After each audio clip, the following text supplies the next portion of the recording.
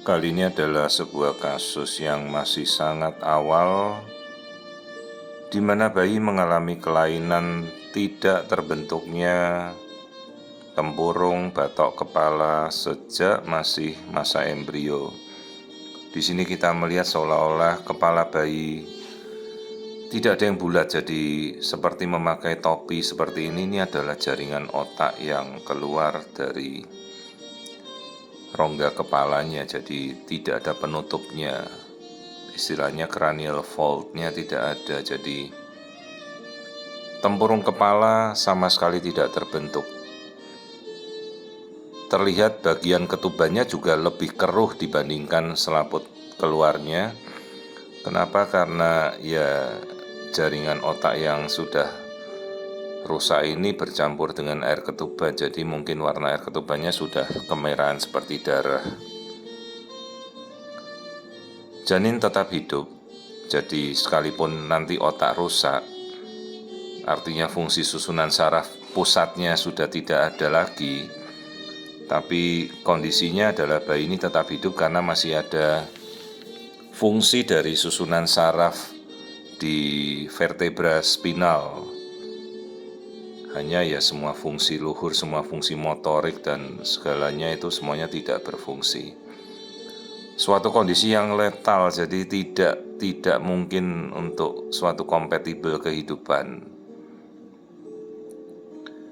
Nanti begitu sekian minggu otaknya sudah hancur, akan tersisa tinggal batok kepalanya, tulang-tulangnya yang runcing-runcing itu yang tersisa.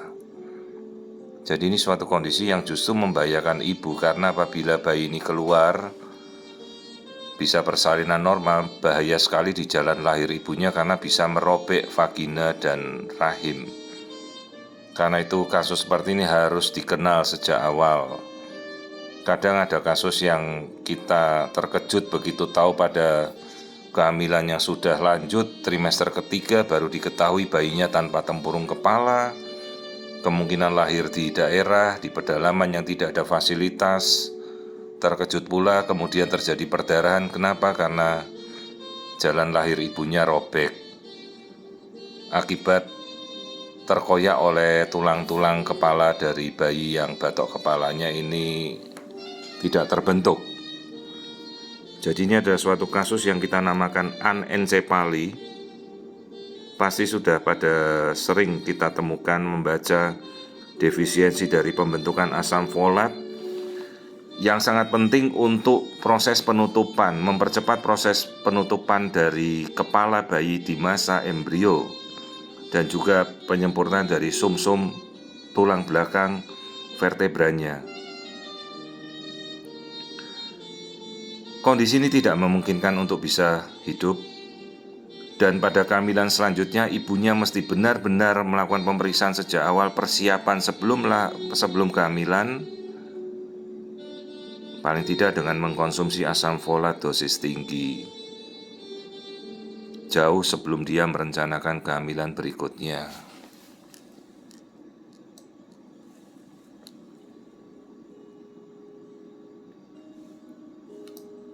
Bayi sendiri di dalam kandungan aktif, dan bayi ini adalah bayi yang sangat kuat.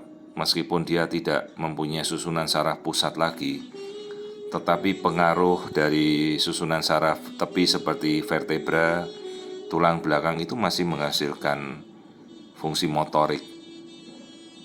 Hanya tentunya kita mengetahui bahwa kondisi seperti ini sangat-sangat tidak sempurna.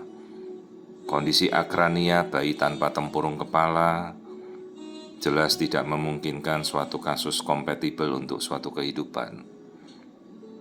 Jadi kita perlu mengedukasi agar nanti perencanaan kehamilan berikutnya, bagaimana kita merencanakan sejak awal agar kasus seperti ini tidak berulang. Resiko perulangannya cukup besar, 1% pada kehamilan, di mana kita memiliki kasus yang pernah terjadi akrania, resiko 1% bisa berulang kembali. Untuk saat ini tidak ada yang bisa kita lakukan, jadi ini adalah suatu kasus yang lost case, artinya memang sudah tidak bisa kita apa-apakan lagi. Jadi kita tinggal mengedukasi orang tuanya, kondisi yang sungguh-sungguh berat. Bayinya tidak mempunyai batok tempurung kepala, penyebab-penyebab seperti mungkin infeksi virus atau defisiensi asam folat bisa menjadi penyebab, sehingga nanti pada kehamilan berikutnya sejak awal kita sudah merencanakan memberikan terapi asam folat dosis tinggi paling tidak 3 bulan sebelum dia merencanakan hamil lagi.